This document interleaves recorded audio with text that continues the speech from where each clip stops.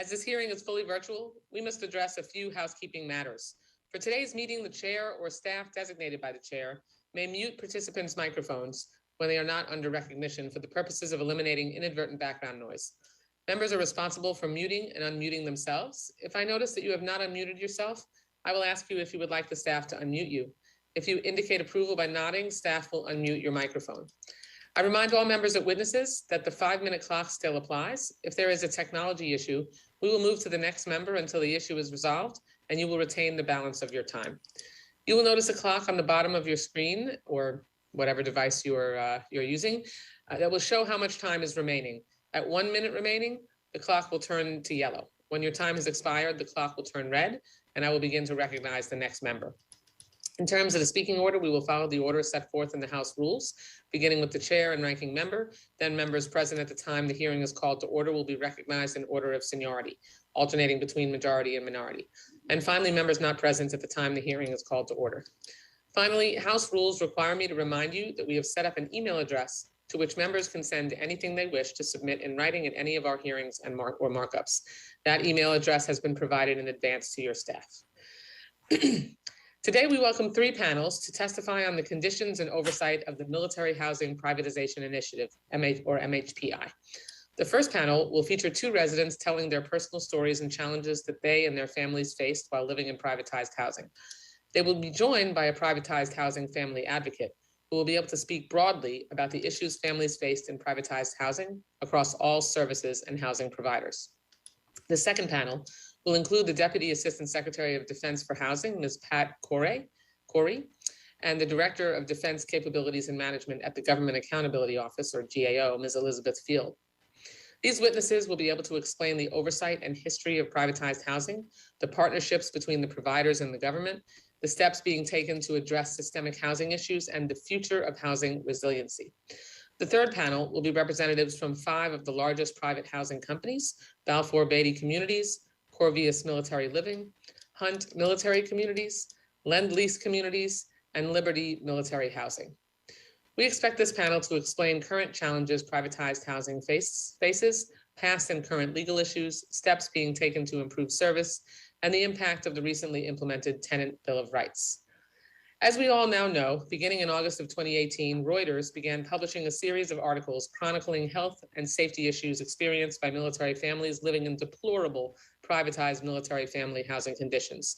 Many of us traveled to some of these privatized family settings and were able to actually do walkthroughs and see exactly the conditions that families were living in. Not to mention that these companies have been engaged in some cases in fraudulent activities being conducted by some providers. These articles prompted a groundswell of similar stories from diverse families of all services, ranks, pay grades, and geographic locations. It became quickly apparent that these issues were systemic. Service members and their families experienced mold exposure, rodent infestation, water leaks, smells, broken appliances, rude and dismissive housing management, and adding insult to injury, there was ineffective oversight of the program by the services. The Department of Defense and the housing providers they had entrusted to take care of our service members and their families had gravely failed. The services reported that a lack of visibility on work order processing had contributed to the overall lack of oversight. In addition, the system incentivized work order completion without respect to the quality of maintenance performed, which led to poor workmanship and unqualified personnel performing the work. Further, an overemphasis on occupancy rates incentivized the quick turnover of homes, which in turn can lead to a lack of preventative maintenance and repairs between tenants. The system was broken. Those who were bravely serving our nation and their families were being neglected, ignored, and taken advantage of. Since then, Congress and the Department of Defense have taken key steps to remedy the crisis and right the ship. Congress passed legislation as part of the 2020 National Defense Authorization Act that included a Tenant Bill of Rights, which would ensure all service members and their families were given quality housing, responsive customer service, and the right to challenge the system for wrongdoing without the threat of retaliation. In February 2020, the Department of Defense announced that the Defense Secretary and the Uniformed Service Secretaries signed the Tenant Bill of Rights, implementing 15 of the 18 tenant rights. And finally, on August 1st, 2021, the department signed the updated Bill of Rights, implementing all 18 rights. I was glad to see that all privatized housing partners testifying today implemented these 18 essential rights for our service members and their families. And we had at the beginning of this process, we had a very comprehensive oversight hearing like we are doing today to make sure that we could hear from affected families, make sure that we could hear from the governmental agencies responsible for oversight, and also to hear from the companies. And there is clearly still much to be done, as we've seen by the continued stream of negative stories making their way to the press, which is part of the reason for calling this hearing today, because we want to make sure, particularly because we're responsible for the quality of life of these military families, that we make sure that we are conducting the oversight to be certain that the Tenant Bill of Rights, all 18 of them, are implemented, and that we don't have a regression when it comes to progress. And that includes not only persistent issues with inadequate housing conditions and quality of service, but also the troubling, shameful, and frankly infuriating revelations of illegal incentive fee fraud committed by multiple providers. I look forward to hearing some explanations today from those privatized housing providers and how they are making systemic changes in the operations and oversight of their housing portfolio. And I know my colleagues join me in expecting full transparency. This is an important hearing in which we will discuss the state of military privatized housing, the progress made over the last few years, the ongoing challenges faced by our military families, and the crucial steps we must take moving forward. I do want to thank all of the witnesses for attending today and my colleagues for participating in what will be a longer than normal hearing, and I'm looking forward to an informative, candid conversation.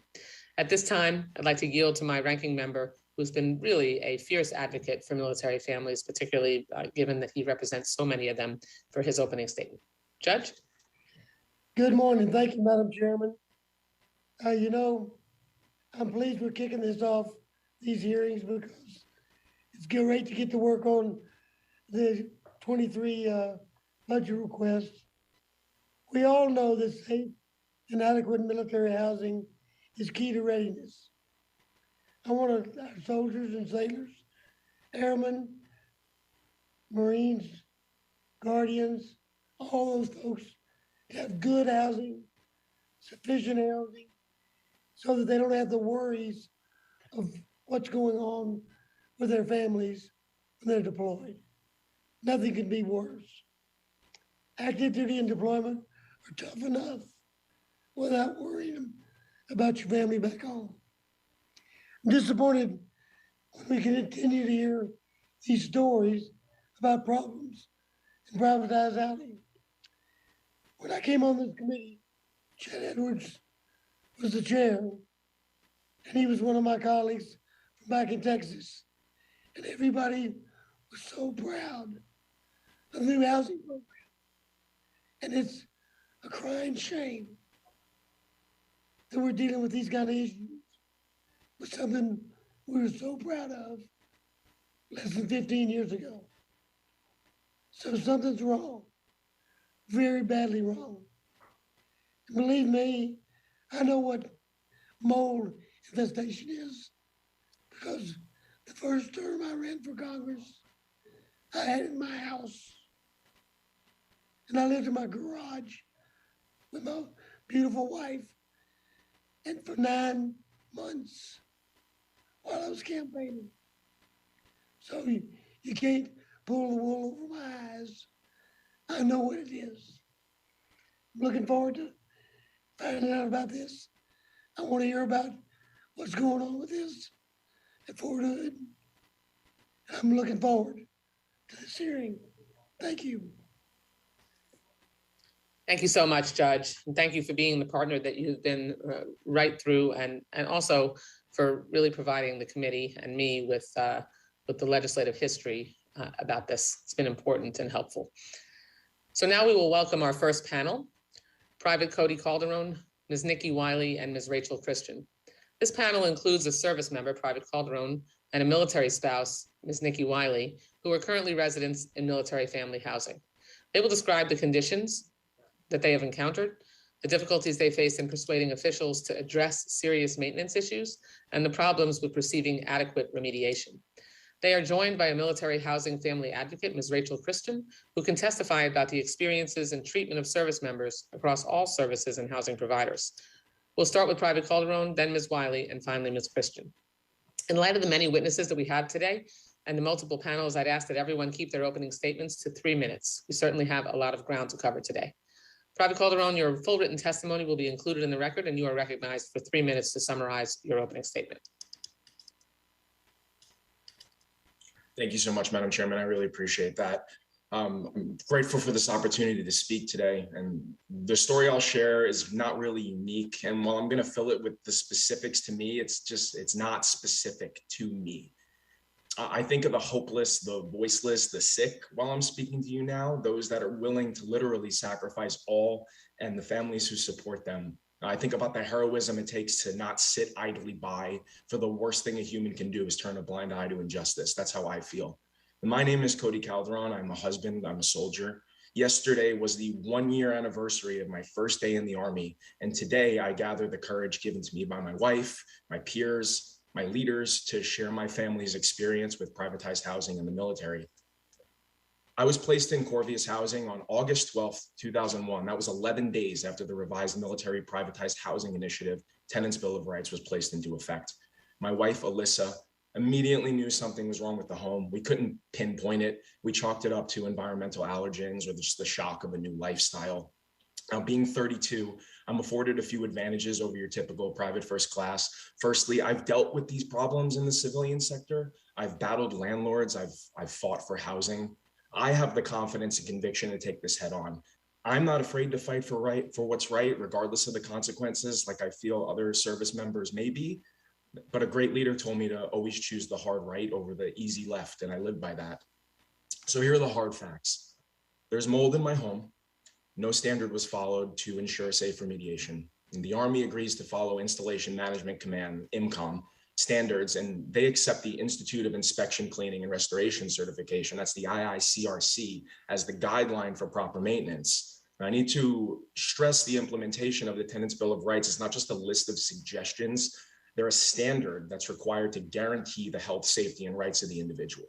And that's what we're fighting for here, the rights of the individuals that put in a maintenance request. They have the work performed that did not follow IICRC standard. They're told that home is safe to live in, and then they subsequently get sick because of negligence. Corvius turns the unit over to the next soldier's family, and this just happens in perpetuity. Now, both of the homes that we have been offered since this issue with our original home, they've been riddled with mold and maintenance issues. I've submitted dispute resolution paperwork, requested my schedule for displacement per diem. I've spoken with the military housing office, asked for rightfully owed timelines. I've gotten nothing. I haven't had any correspondence in 7 days.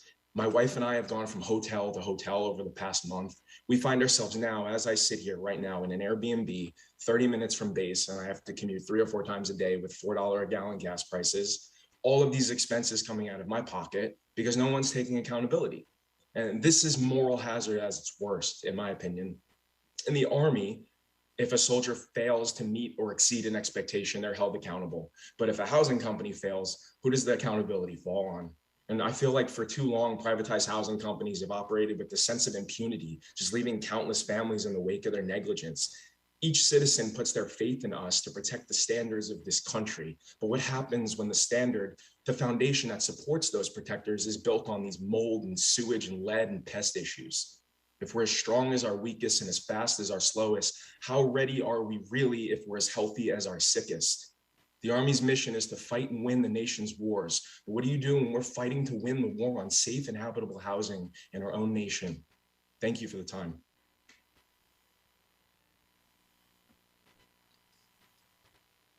Thank you so much. Thank you, Madam Next, appreciated Private Calderon. We'll look forward to engaging in some Q&A with you. Ms. Wiley, your full written testimony will be included in the record, and you are recognized for 3 minutes to summarize your opening statement.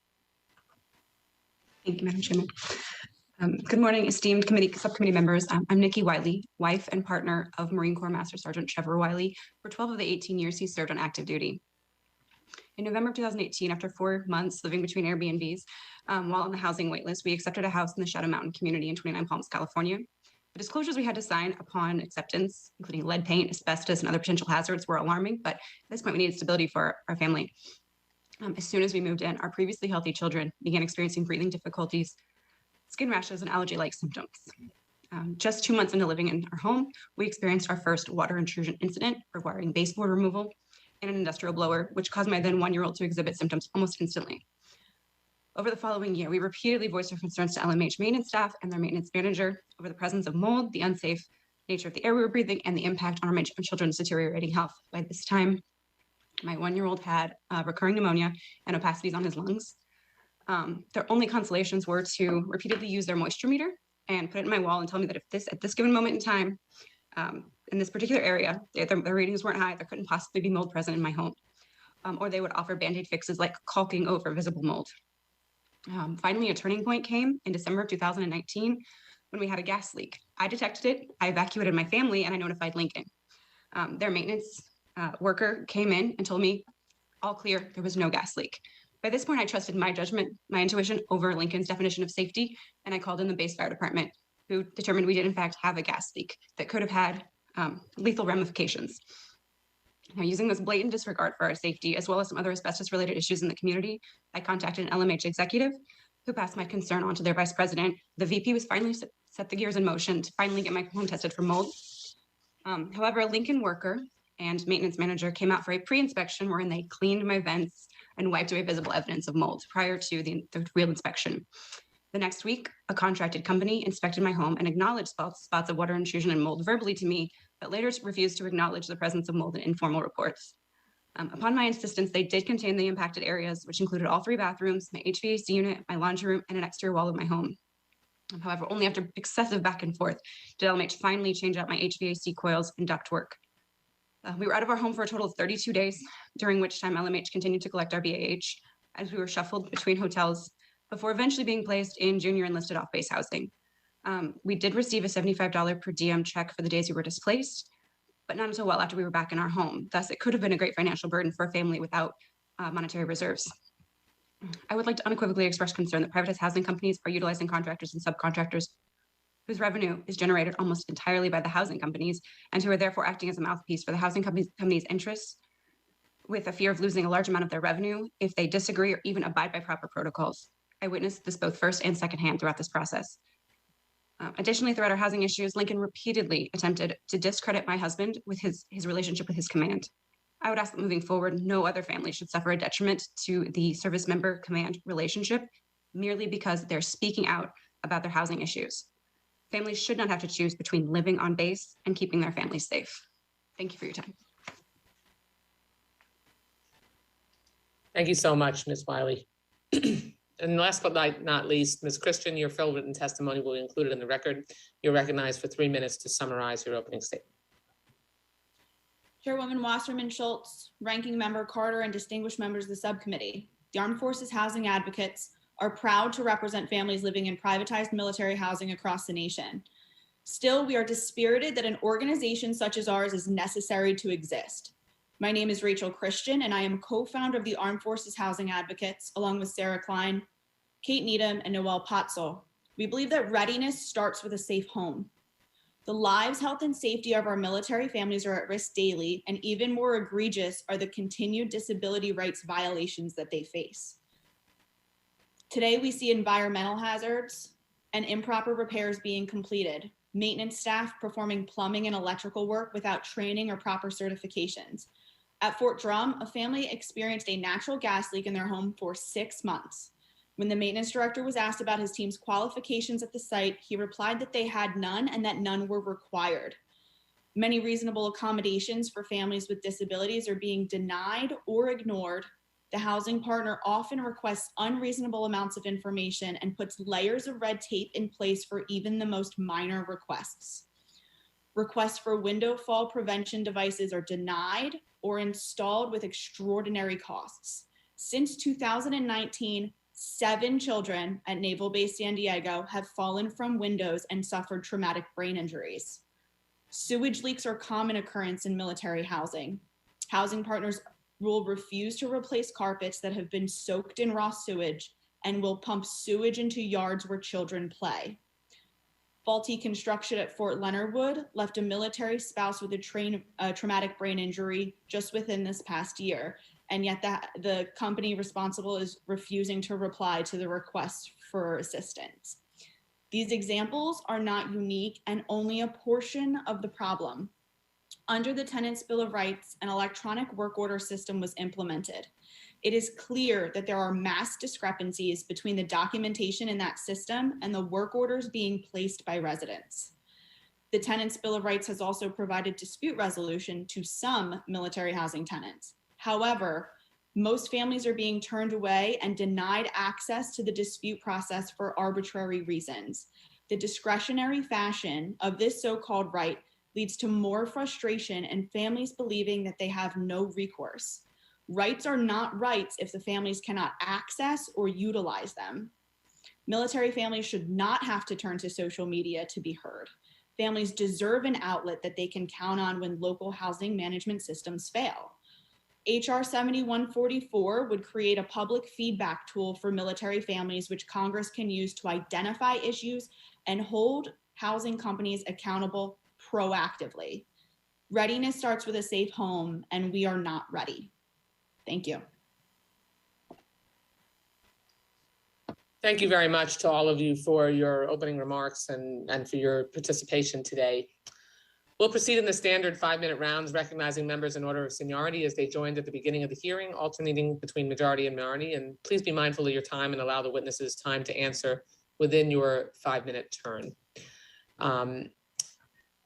I'll begin by just thanking all three of you for being here today. Your experiences, whether they're living in privatized housing personally or working with families that live in privatized housing, are really going to help the subcommittee understand the issues that have plagued our service members and their families and that continue to do so. I do want to ask Private Calderon and Ms. Wiley if you have anything to add that was not able to be included in your opening statement in terms of the housing and the challenges that you faced when you were trying to report those issues to your service or to the private housing companies. And really what I would be interested in knowing is, has this gotten any better? I realize that all 18 Tenant Bill of Rights elements weren't all implemented until last August, so that's not that long a time frame, but have you noticed any improvement? So are there any additional housing challenges, both in terms of the problems plaguing your own home and the response time and response quality from your service or the private housing company? We'll start with Private Calderon. Thank you, Madam Chair. Urgency. I have felt like there's been no sense of urgency, and this has been going on for well over a month. It's disheartening because I also feel like my wife doesn't have a voice in any of this, and she's dealing with most of this while I'm trying to do my job at work. They won't listen to her. It would be really amazing if we were allowed that sort of separation where our spouses could handle some of these issues, but we've been shut down at every turn. And I'm also tired of not getting specific, at least timelines for what's going on. They're just leaving me in the dark. The company is leaving you in the dark? Yes. Or this, and how was this your services responsiveness? We what we did in I think the last fiscal year, there really wasn't an oversight layer in the at DoD, and we provided funding to ensure that they could put in a layer of oversight at the service level, and then I know what they initially did was they put in your base level oversight. Have you noticed a change since either of those oversight measures were taken? I don't know if I'm entirely qualified to answer that, seeing as the short amount of time that I've been in the service. So honestly, I would not be able to accurately answer that. Okay, that's fair. Ms. Wiley? Sure, we've been in it definitely for long enough, so I hope so. Yeah. Thankfully, a lot of our major concerns were abated. I will say I kind of avoid Lincoln primarily right now in terms of calling, I'm sorry, Liberty. They're now Liberty. I don't call them in that regularly if I can help it. But in the couple of instances where I have had them in, I've had a couple of minor things like, well, they didn't not following up with a water intrusion issue we had on December 25th. I mean, it was on Christmas, but they came into my home on that day and then there was never any follow-up. And in the work order, it shows that the follow-up was canceled. Didn't cancel it. So I also say things like I'm supposed to be having a HEPA filter replaced monthly. That was a part of the conditions, I guess, of me re-entering my home when we did, and that has not happened. So I won't say that things are any better. Those are minor concerns, but I'm assuming that if I'm seeing minor things on a house that was, kind of a big priority to them for a while, that others aren't probably seeing much the same. And from both of you, have you heard, I assume you have heard from fellow service members with similar issues in regard to reporting housing deficiencies or requesting remediation or responsiveness from your own service in order to, your own services oversight of the housing companies? At Fort Polk, yes, on a daily basis. So these are not unique. You're not alone. Not at all, in any way, shape, or form. Well, gosh, Private Calderon, since you've only been here a year and we've engaged in passage of the Tenant Bill of Rights and implementation of it, it's disturbing that you wouldn't have at least seen some notice, at least if not noticed some improvement. What you're describing seems identical to what we heard in the original hearing that we had. And Ms. Wiley, you've been around a while. It doesn't sound any different for your family either. That's disturbing. Okay, and then Ms. Christian, I just have a quick question I want to get in. Could you tell us about the work that your organization does and the resources that you provide? And can you give us a broad overview of the issues you've seen across the board and the lack of responsiveness? Sure. So our organization is a grassroots nonprofit that since May has assisted over 1,300 military families across the country, spreading a variety of issues from minor, incidences with housing all the way up to assisting families filing Fair Housing Act complaints, seeking out their representatives. But our main purpose is to help families work within the current system that they're provided. So we have a step process that teaches families how to go to their chain of command, how to send emails out. Some spouses are alone and have never sent a professional email. So we assist them in that whole process, and it's advocacy in teaching them how to advocate for themselves, because we know this issue is going to be a common one that they're going to occur throughout their time in the service. So we teach them so that maybe next time if they have an issue, they're able to proactively do it for themselves. And I will say we do get a lot of issues handled that way, but we do still see problems such that PFC Calderon sees every day throughout our work. Thank you. My time's expired, and gosh, I have a lot more questions, but we'll just submit those to you, and if you can answer them for the record, because I really do want to get as broad a sense from you all, the ones experiencing all these challenges, as possible for the members. Judge Carter, you're recognized for 5 minutes. The two witnesses that are talking about their residences. How old are those residences? Do you have any idea? I believe the Shadow Mountain community was, I know it was during the 1970s. I'm not certain of the exact year. Okay.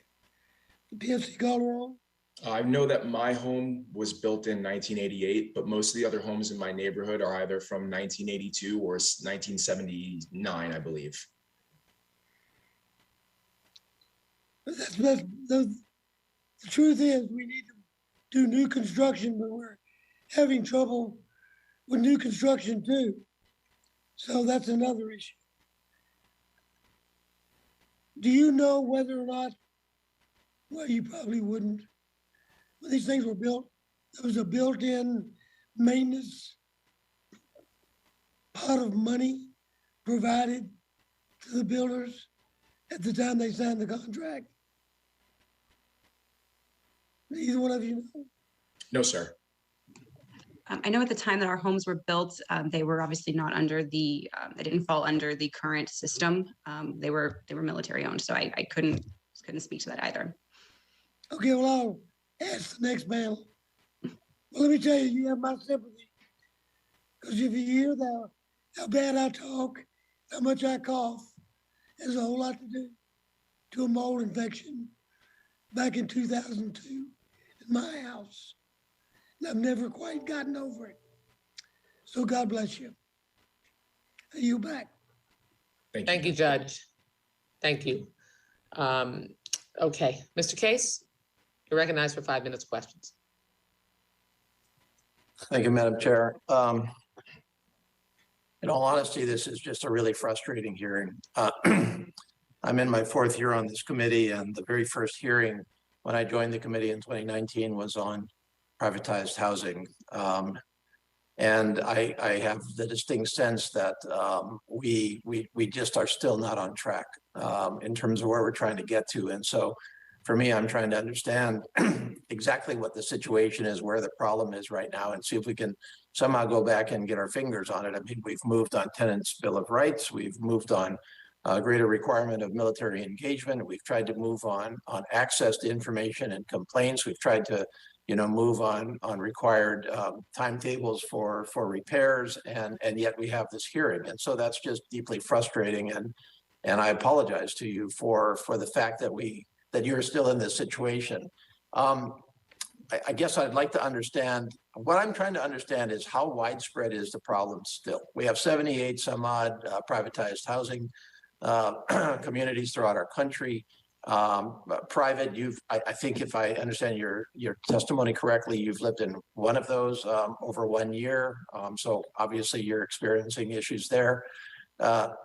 Ms. Wiley, you've lived in 4, is that right? I think I read your resume and it said you've been in 6 different places, but 2 of them your own home, is that right? So have you been in 4 communities? Sorry, you're muted.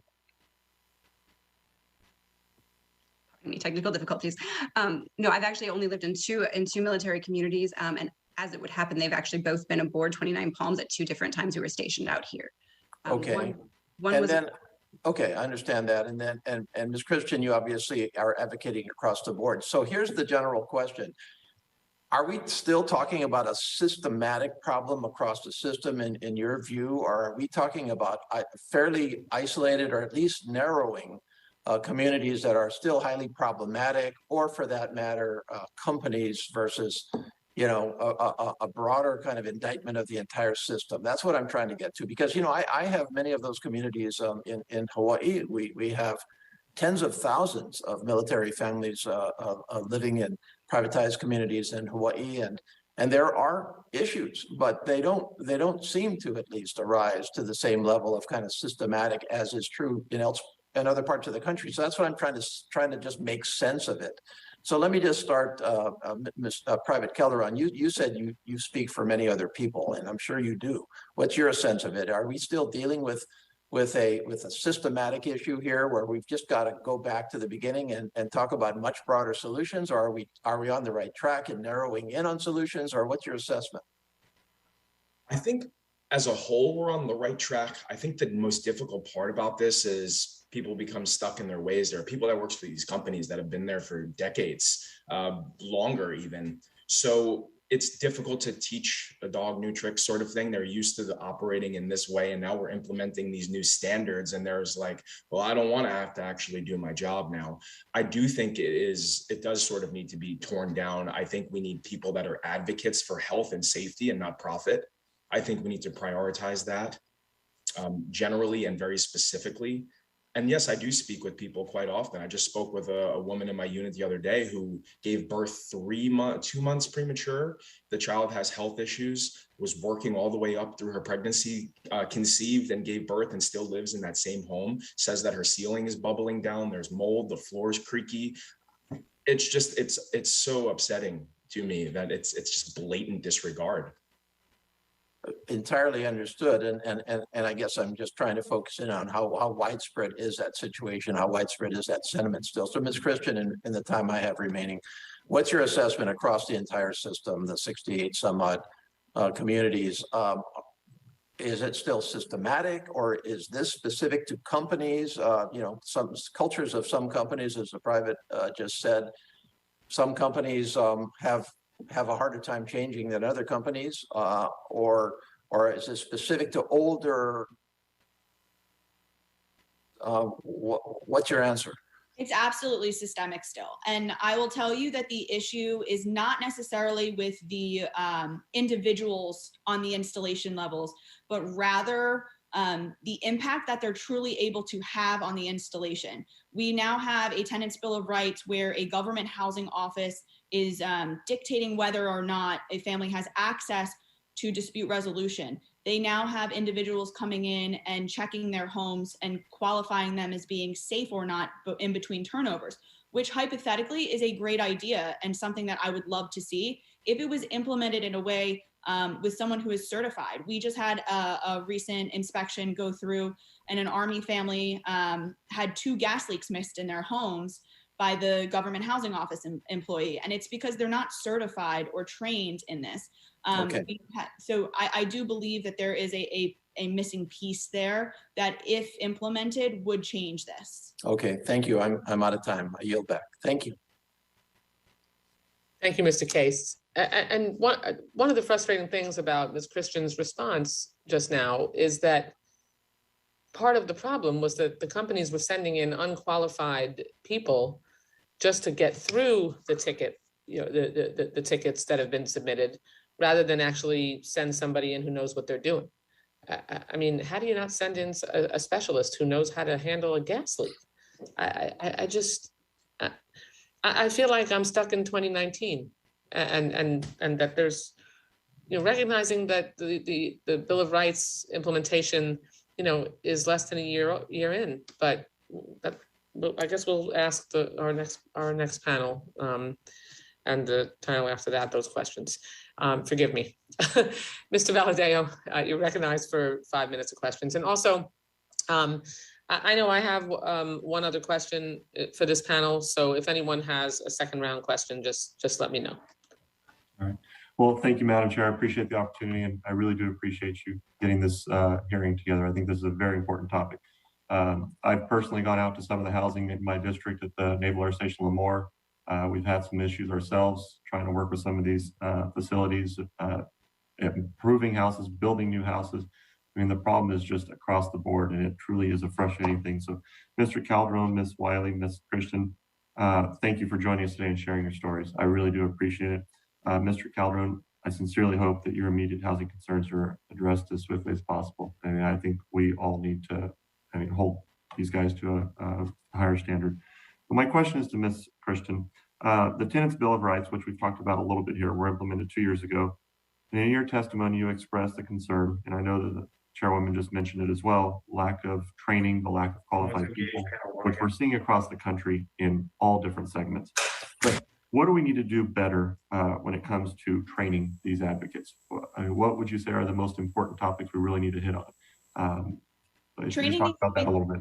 Training needs to be specialized to what they're looking at, right? If you are in North Carolina and you are a North Carolina certified home inspector, that should be the type of person you're seeking out to come and clear these houses.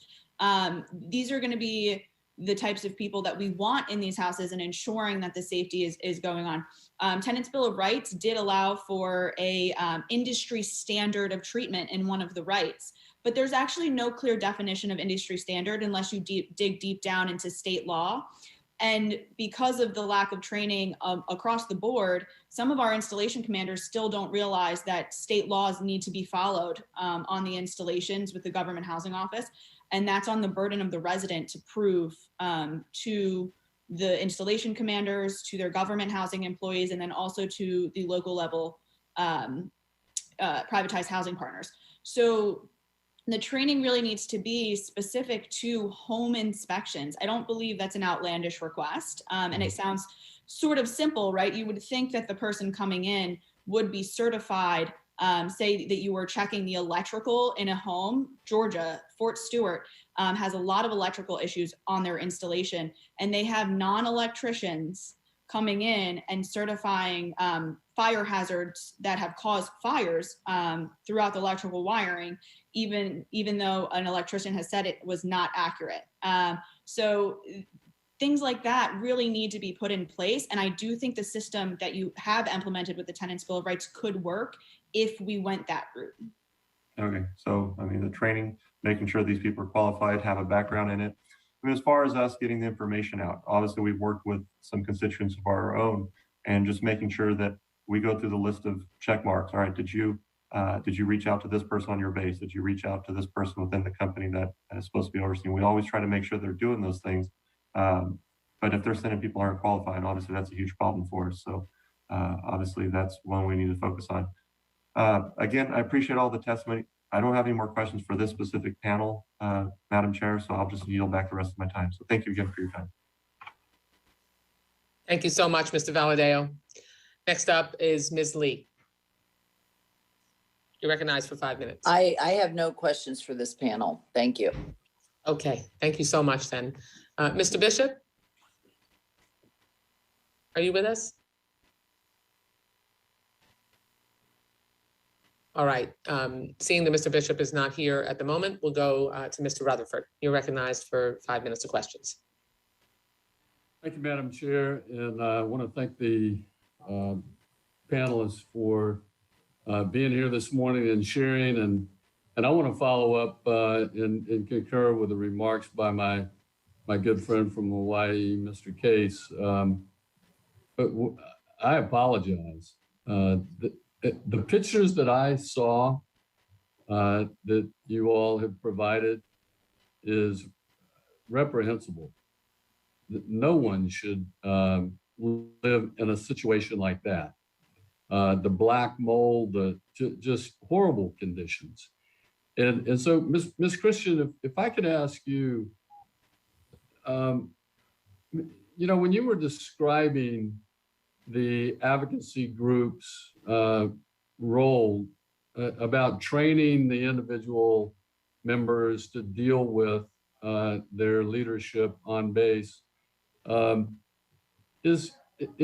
should we maybe put more control or greater responsibility on the advocacy group to not only train individuals who are living in these conditions how to advocate for themselves, but should we have some role that the advocates could play in engaging leadership that is not getting these things done on time? I know out of the recommendations that came through, I think only 8 or 10 have been actually implemented so far, and the land lease people are, I guess, delaying the rest until they can renegotiate. So should we look possibly at putting more power into the hands of the advocates? I honestly do not think so. I think that this is such a in the civilian world, this would be a simple problem, right? You have a problem with your landlord, you request a fix, and if not, you go to the next, which would be either your county or your state. I think that the onus really needs to be on that government housing office to be relaying the information correctly up through their chain to the installation level. And as well on the privatized housing partner, they need to see some type of recourse taken against their actions, which has only so far been done in the public eye. This hearing is a great way to do that, show that they, this is a problem, but there's not been on installation level any type of immediate recourse for employees or for government housing employees that are denying families their rights. So I don't think that adding another layer is going to make it any better, simply because we don't have the initial base for a structure to work. Yeah, well, I'm not suggesting that we add another layer. I'm suggesting that we just put more tools in your toolbox. So let me ask this, because I can tell you, I have 3 military installations in my district. Our housing at Naval Station Mayport, NAS Jack, we don't seem to have these problems. Ours are going pretty well, actually. according to our tenants.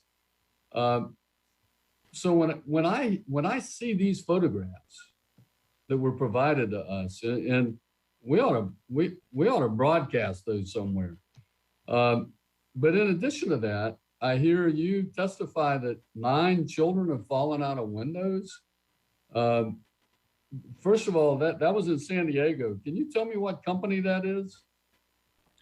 Yes, that's Liberty. And that is just in the past 4 years at one installation. DOD is supposed to be sending the information on the number of children falling from military housing units to you all.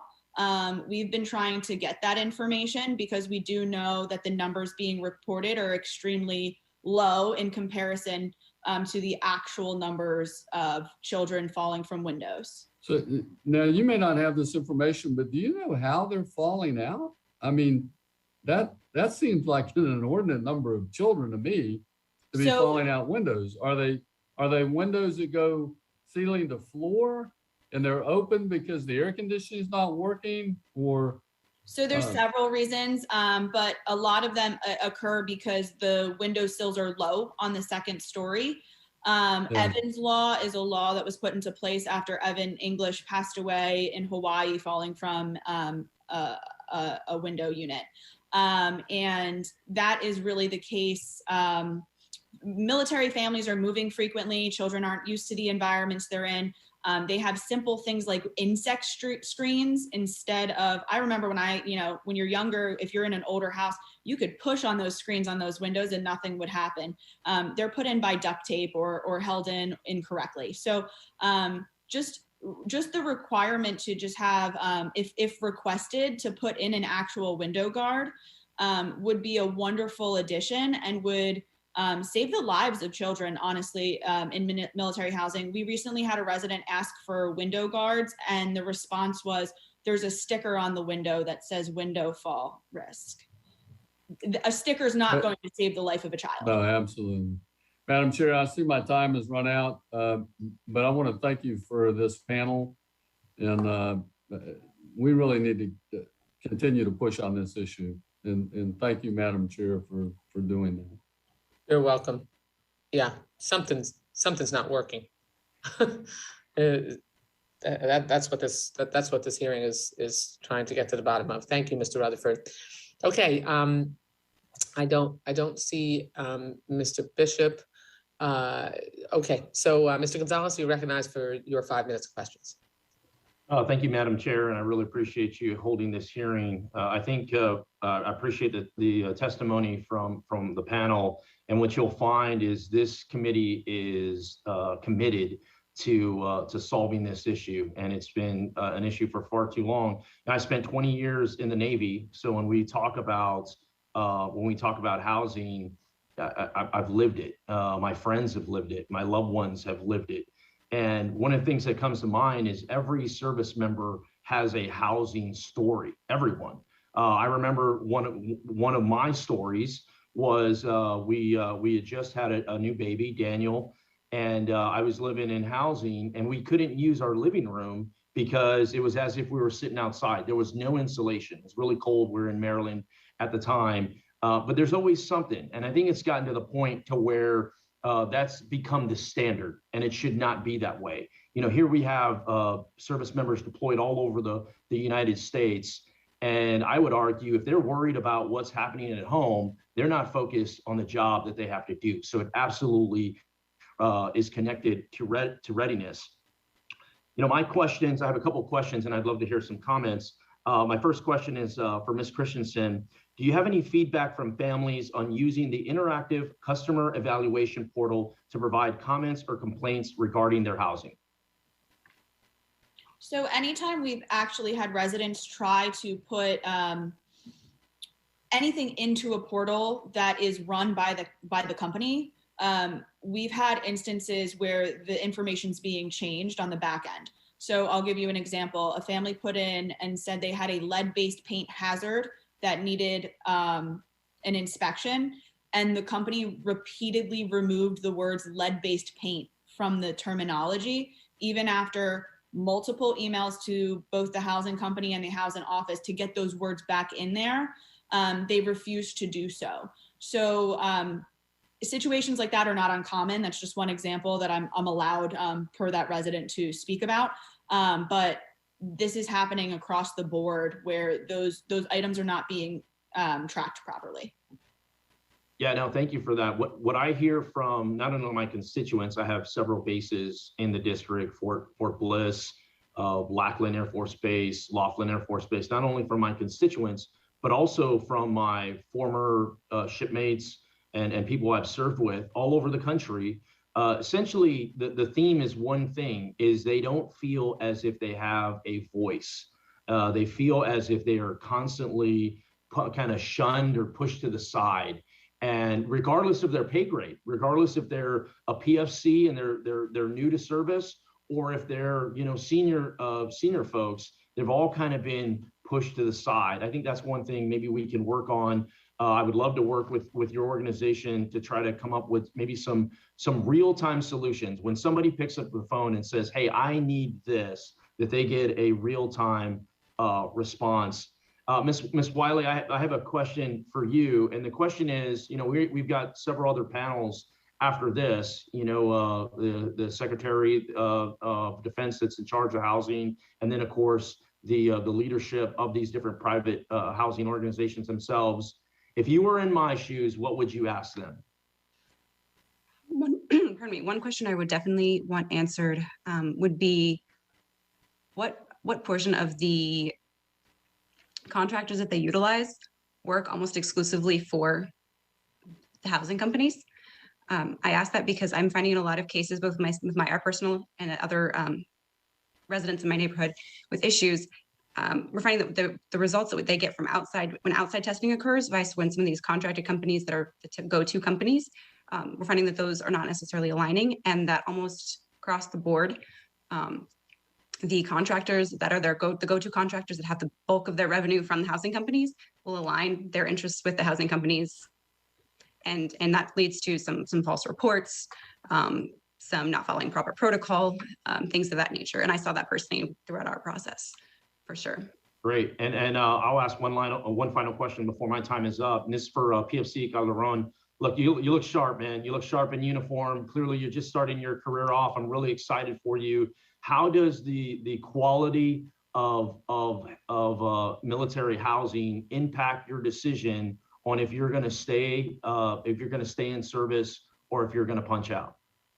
It's a tremendous impact. It has unfortunately really pushed me away because I got an eviction during COVID and I still have some utility bills on my credit and my wife has some debt. So we really can't rent. We even went to go look at off-base housing. And I feel like the issue with where we are, especially in Fort Polk, is that they kind of know they have a corner of the market that really lets them kind of do what they want because the options are so limited. There's one Airbnb in this area. There are really not a lot of options. So for me, it kind of makes me feel, do I want to take this gamble again, which is really unfortunate. Because as I said, I'm 32. I've lived a life. I've done a lot of things. I've started companies. I've failed. I've tried again. I really wanted to do 20 years. I don't think I could do 20 years of this. I don't think I could put my wife through 20 years of this just for a retirement. And that's the God's honest truth. Great. Well, thank you. My time is up and I yield back, Madam Chair. Thank you, Mr. Gonzalez. That is so disturbing, Private Calderon. Seems very basic that your housing should not be a thought in your mind. and the fact that it would drive you out of the service, a career choice that you were trying to make is just an abomination. For all three of you, and I think I'm the only one with a round two question, but for all three of you, if you could answer for me, since the implementation of the Tenant Bill of Rights and what we've been told is layer of oversight on base from the service, where they have supposedly put in place someone that residents of privatized military housing can go to that is employed by the service, that is responsible for, taking care of responsiveness or lack thereof, helping you maneuver and interact with the company that is responsible for fixing your issues. Have you noticed any difference since the implementation of that layer of oversight and the tenant bill of rights?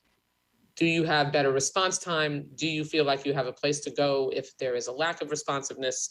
And are you getting what you need in terms of the quality and speed of the workmanship to fix any issues?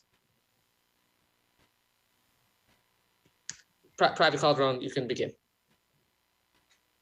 Again, I don't feel like I have too much time and experience but from going back and reading people's posts that they do reach out. But you're experiencing problems yourself. So whether it was what happened before or not, do you feel like you have a place you can go to get responsiveness from your service when you're not getting it from the company?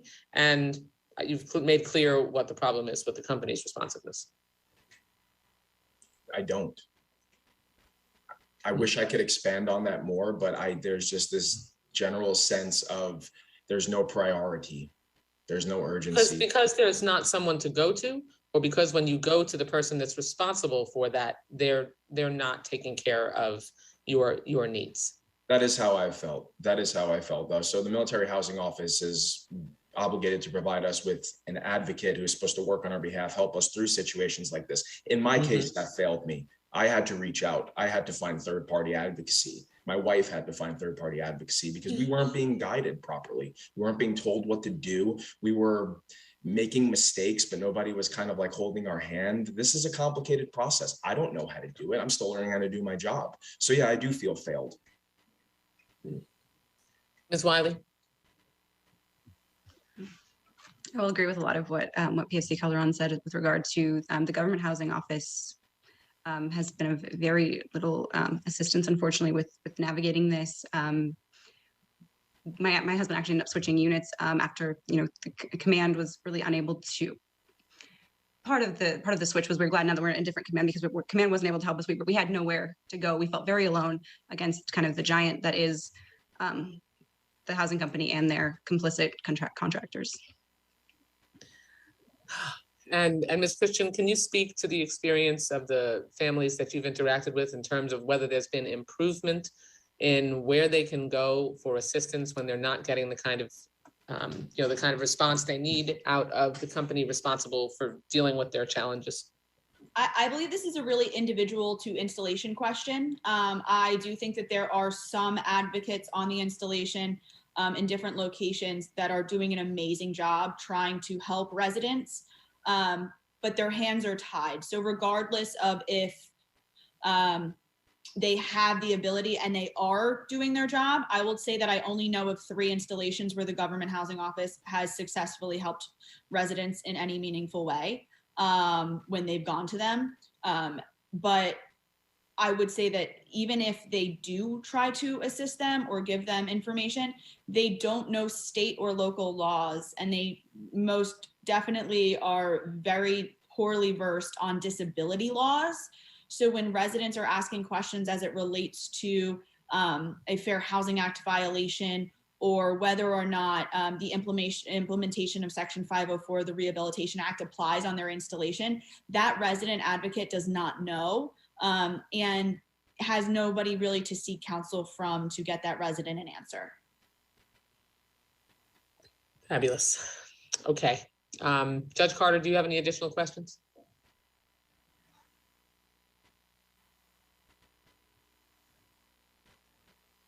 I'll take that as a no. No, I take that as bad operations. We probably ought to kick some doors down. That's what we ought to do. Yeah, that's the next step. I don't know how many. Yeah, my patience has run out, and I know the committees has as well.